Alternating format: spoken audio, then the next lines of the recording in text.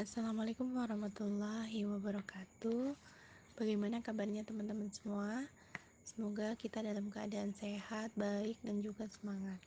Nah, kami dari kelompok 3 yang beranggotakan Yani Fitriani, Devi Triana, Hikmatul Amalia, dan Ahmad Syafiq Bayu Setiaji yang akan mempresentasikan atau memaparkan materi ekonometrika, yaitu tentang analisis korelasi.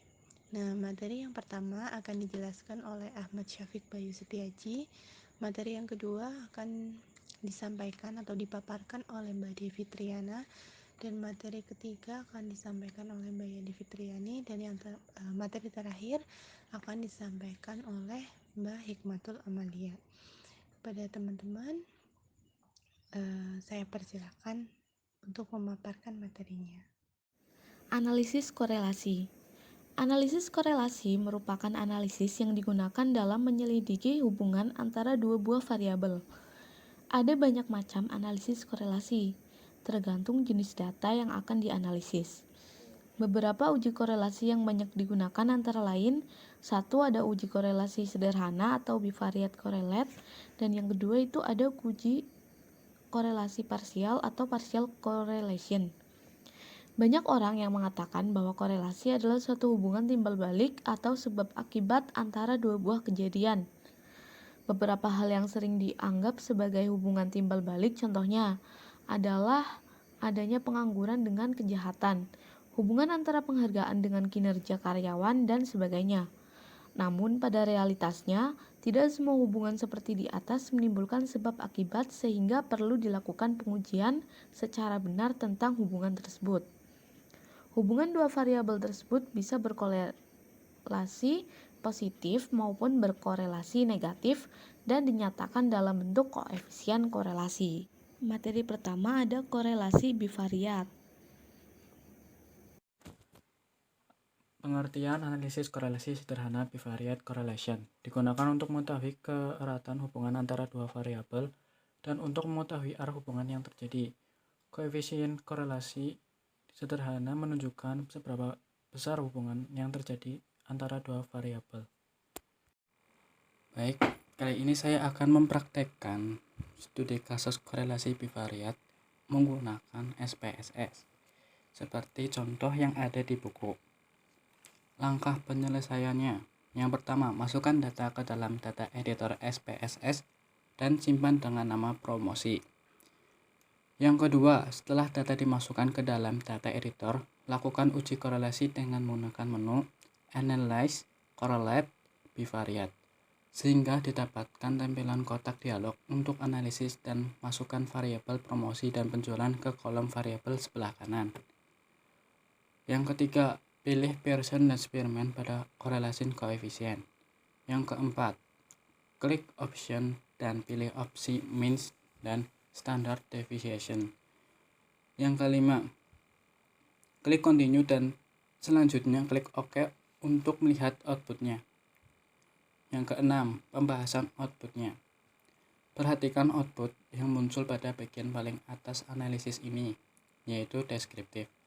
Pada bagian statistik deskripsi tersebut terdapat perhitungan rata-rata standar deviasi secara jelas.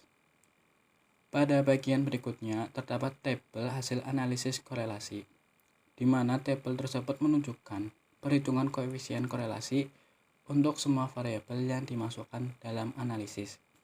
Perhatikan bahwa korelasi antara promosi dengan penjualan adalah 0,906 dengan signifikan atau probabilitas 0,00. Probabilitas atau signifikan 0,00 lebih kecil dari 0,05. Hal itu berarti H0 ditolak, atau dengan kata lain hubungan antara promosi dengan penjualan selama 1 bulan adalah sangat erat. Tanda bintang 2 atau seperti simbol bintang 2 di atas menunjukkan hubungan yang sangat tinggi di antara dua buah variabel yang diuji. Jika yang muncul bintang 1 atau bintang 1 di atas seperti di gambar, maka hubungan bisa dikatakan tinggi. Jika yang muncul tidak ada bintang, maka hubungan antara dua variabel tersebut tidak ada. Hasil analisis tersebut didukung dengan output yang ketiga yang isinya hampir sama dengan output yang kedua. Output yang ketiga ini adalah non-parametric correlation. Untuk materi selanjutnya ada korelasi parsial. Korelasi parsial adalah pengukuran hubungan antara dua variabel dengan mengontrol atau menyesuaikan efek dari satu atau lebih variabel lain. Singkatnya, R1, 2, 3, dan 4 adalah korelasi antara 1 dan 2 dengan mengendalikan variabel 3 dan 4 dengan asumsi variabel 1 dan 2 berhubungan linear terhadap variabel 3 dan 4. Untuk lebih jelas memahami tentang korelasi parsial, di sini saya sedikit mencontohkan tentang studi kasus tentang korelasi parsial. Pertama, kita isi data terlebih dahulu. Di sini saya langsung mengcopy dari Microsoft Excel. Nah, di sini untuk data ini isi pendidikan itu kita ganti dengan misalkan untuk SD 1, SMP itu 2, SMA 3, dan S1 itu 4. Nah, sekarang kita ganti terlebih dahulu. SMP 2, SD itu 1, SMA itu 3, S1 4, lalu SMA itu 3, S1 lagi itu 4,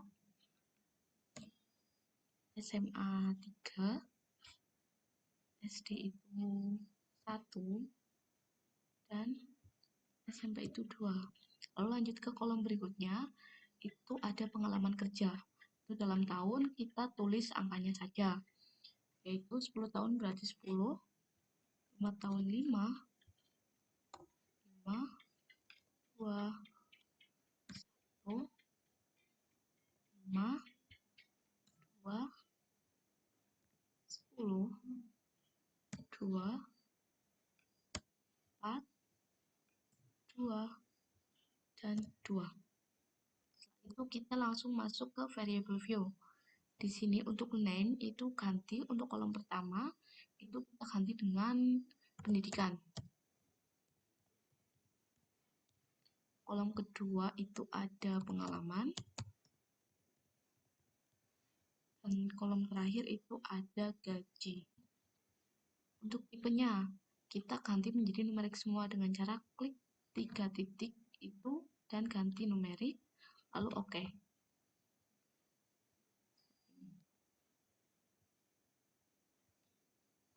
Lalu untuk desimal bisa kita nolkan semua. Untuk value, isi untuk pendidikan, tadi dimisalkan kalau 1 itu untuk SD. Lalu kita klik add, 2 itu untuk SMP, lalu 3 itu untuk SMA, dan 4 itu untuk S1. Itu kita klik oke. Terus yang kedua itu untuk pengalaman. Untuk 1 berarti 1 tahun. 2 berarti 2 tahun. 3 berarti 3 tahun.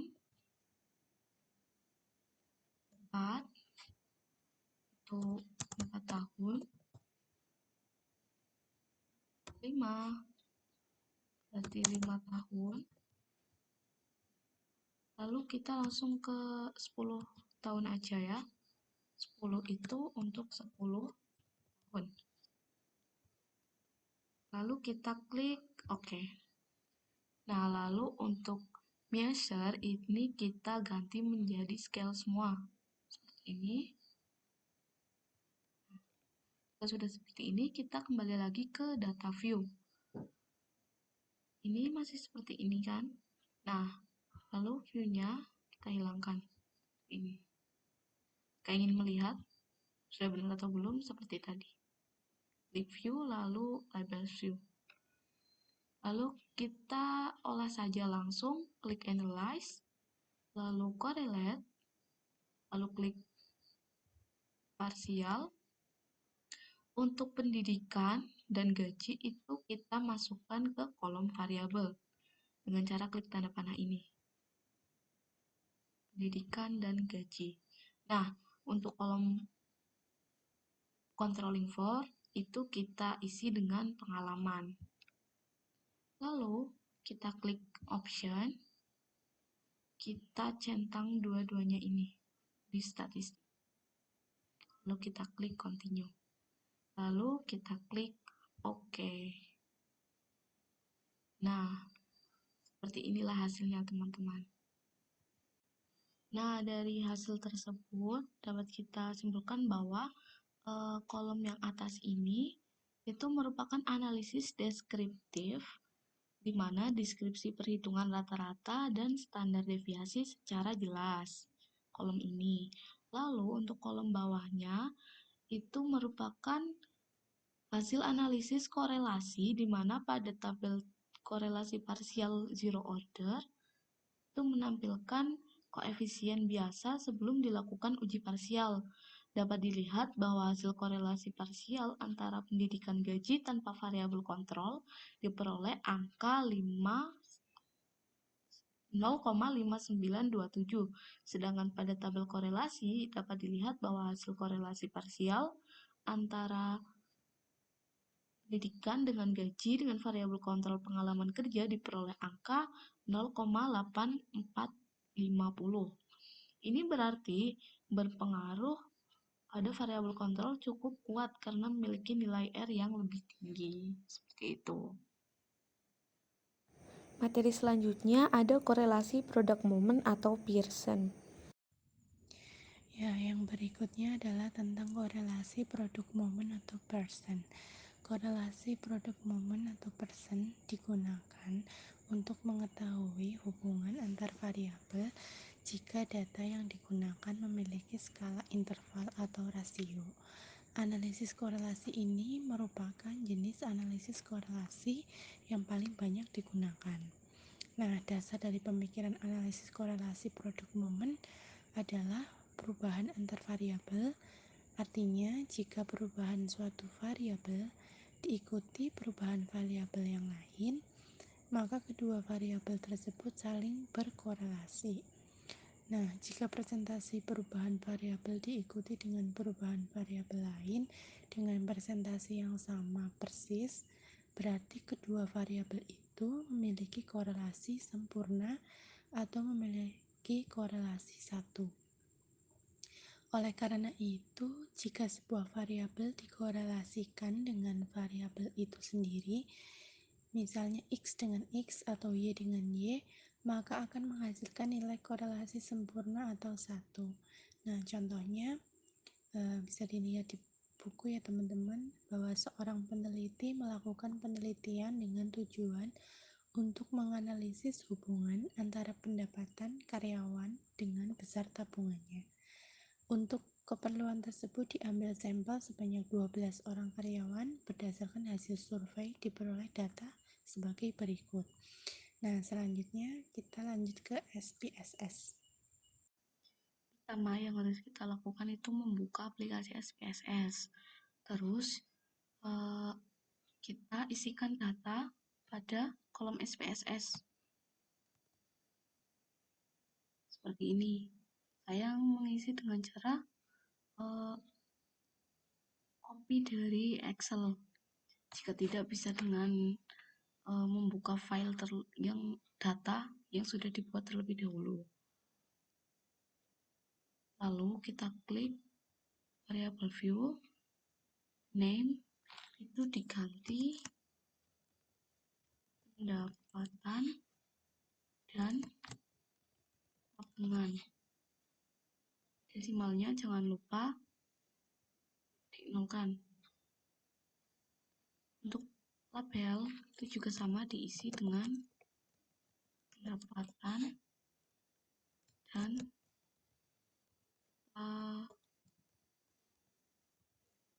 tabungan. Lalu kita kembali ke data view. Setelah ini langsung kita olah datanya dengan klik analyze, correlate, variate. Nah, kolom yang ada di kiri ini dua-duanya kita pindah ke sebelah kanan dengan cara klik yang tombol panah ini. Lalu untuk correlation koefisiennya itu sama, kita tetapkan yaitu Pearson. Untuk test of significancy itu kita ganti dengan one tailed. Langsung kita klik OK. Nah, setelah klik OK, seperti inilah hasilnya. Jika sudah, dapat kalian save file tersebut. Nah, datanya muncul seperti di layar ya, teman-teman. Nah, datanya sudah ditemukan dan yang output yang dihasilkan dapat dianalisis adalah sebagai berikut. Pada output dapat terlihat angka 0,976 menunjukkan koefisien korelasi produk momen dengan tanda bintang 2. Tanda tersebut menunjukkan koefisien korelasi signifikan pada tingkat signifikan 0,01. Kemudian angka 0,000 menunjukkan tingkat signifikan karena tingkat signifikasi 1 sampai dengan ujung. Koefisien korelasi tersebut di bawah 0,05 dengan arah positif, maka korelasi antara tabungan dengan pendapatan dinyatakan signifikan positif. Angka 12 menunjukkan ukuran sampel atau jumlah pengamatan. Nah, yang dapat disimpulkan jadi kesimpulannya yang pertama adalah koefisien korelasi sebesar 0,976 menunjukkan bahwa keeratan hubungan antara pendapatan dengan tabungan sebesar 0,976 atau 97,6%. Korelasi antara pendapatan dengan tabungan bernilai positif berarti hubungan tersebut searah. Hal ini menunjukkan bahwa peningkatan pendapatan akan diikuti dengan peningkatan tabungan atau penurunan pendapatan akan diikuti dengan penurunan tabungan atau sebaliknya.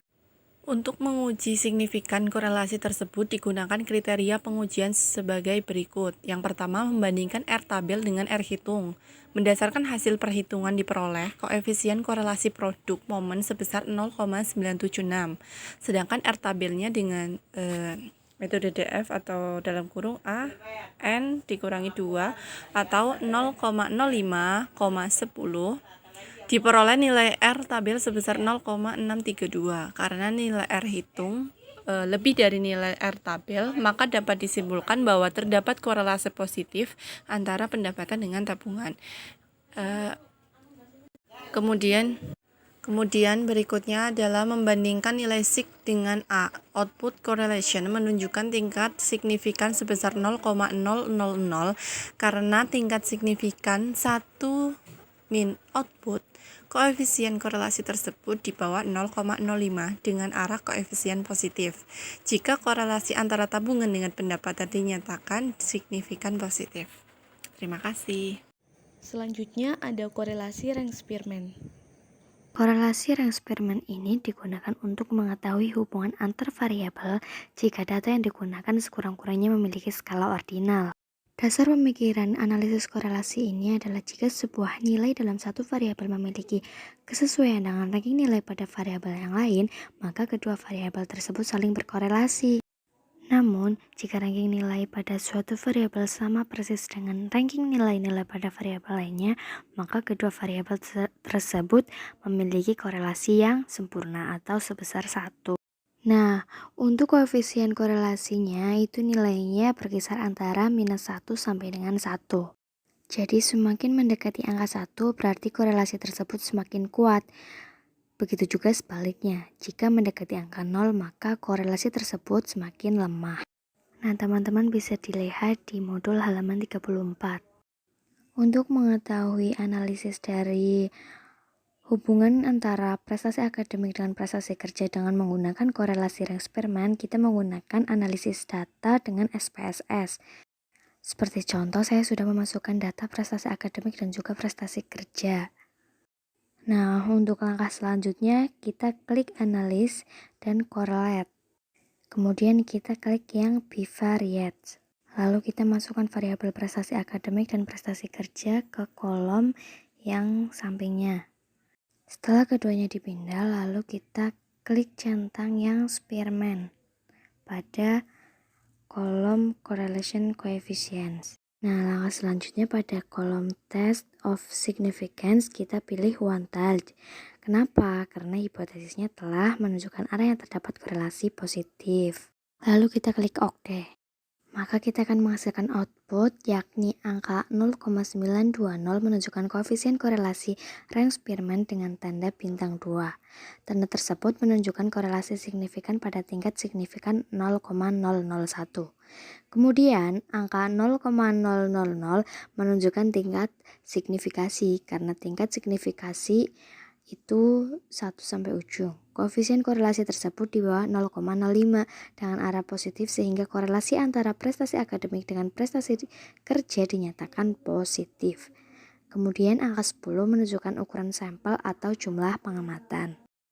Jadi kesimpulannya, keduanya menunjukkan koefisien korelasi sebesar 0,952 atau 95,2%. Artinya, keduanya bernilai positif atau searah. Dari hasil perhitungan koefisien korelasi Range-Spearman 0,952 sedangkan nilai P-tabel diperoleh sebesar 0,714. Karena nilai P hitung 0,952 lebih besar dari nilai P-tabel atau 0,714, maka disimpulkan terdapat korelasi positif antara prestasi akademik dan prestasi kerja. Output correlation menunjukkan tingkat signifikan sebesar 0,000. Karena tingkat signifikan koefisien korelasi di bawah 0,05 dengan arah positif, maka korelasi antara prestasi akademik dan prestasi kerja dinyatakan signifikan positif. Materi selanjutnya ada korelasi rank Kendall atau Kendall-Tau. Baik, selanjutnya ada uji korelasi Kendall-Tau atau rank Kendall. Korelasi Kendall-Tau atau rank Kendall merupakan korelasi untuk menuntut kedua variabel diukur sekurang-kurangnya dalam skala ordinal sehingga objek-objek yang dipelajari dapat diranking dalam dua rangkaian berurut. Menurut Siegel 1997, analisis korelasi Kendall-Tau atau rank Kendall digunakan untuk mencari hubungan dan menguji hipotesis antara dua variabel atau lebih bila mana datanya berbentuk ordinal atau ranking. Sugiono 2001. Untuk selanjutnya bisa dibaca sendiri ya. Langsung saja ke contohnya, seorang peneliti melakukan penelitian yang bertujuan untuk mengetahui kesesuaian antara juri A dan juri B dalam menilai kualitas masakan 10 koki yang ada di kota X. Berdasarkan hasil penelitian diperoleh data ranking atas kualitas masakan 10 koki berdasarkan penilaian juri A dan juri B sebagai berikut. Pertanyaan penelitian, apakah terdapat korelasi positif antara juri A dan juri B dalam menilai kualitas masakan 10 koki? Hipotesis ada hipotesis O atau hipotesis 0, tidak terdapat korelasi positif antara juri A dan juri B. HA atau H1 terdapat korelasi positif antara juri A dan juri B. Analisis data berdasarkan ranking yang diperoleh. Pada langkah pertama, urutkan ranking variabel Y dari yang terkecil sampai yang terbesar, sedangkan variabel X mengikutinya. Didapatkan hasil seperti ini. Masukkan data ke editor SPSS, klik Analyze, Correlate Bivariate, masukkan variabel juri A dan juri B pada kotak variables. Pada correlation coefficient, pilih Kendall-Tau.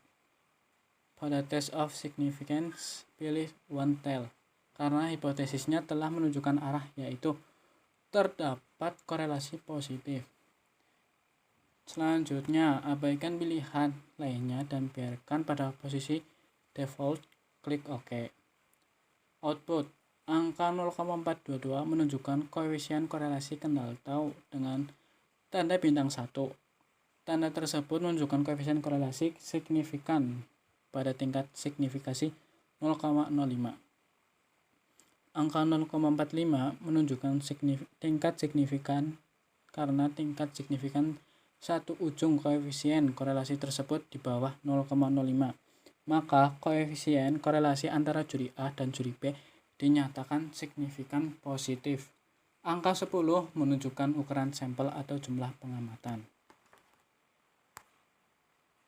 Kesimpulan, koefisien korelasi sebesar 0,422 menunjukkan bahwa keeratan hubungan antara tes juri A dan juri B sebesar 0,422 atau 42,2%. Korelasi antara nilai juri A dengan juri B bernilai positif, artinya hubungan tersebut searah. Hal ini menunjukkan bahwa terdapat kesesuaian antara juri A dengan juri B. Berdasarkan perhitungan diperoleh koefisien korelasi kendal tau 0,422, sedangkan nilai juri P dengan DF diperoleh P-table sebesar 0,054.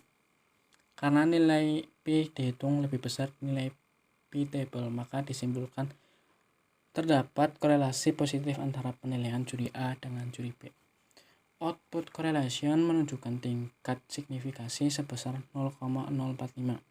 Karena tingkat signifikasi koefisien korelasi di bawah 0,05 dengan arah koefisien positif, maka koefisien korelasi antara penilaian juri A dengan juri B dinyatakan signifikan positif. Ya, baiklah teman-teman, itu tadi penjelasan dan juga pemaparan dari materi yang disampaikan oleh kelompok kami. Silakan teman-teman bisa dipahami dan juga dicermati. Kemudian kita akan didiskusikan di WhatsApp group, dan kemudian bila ada pertanyaan dari teman-teman, kami buka di WhatsApp group ya teman-teman.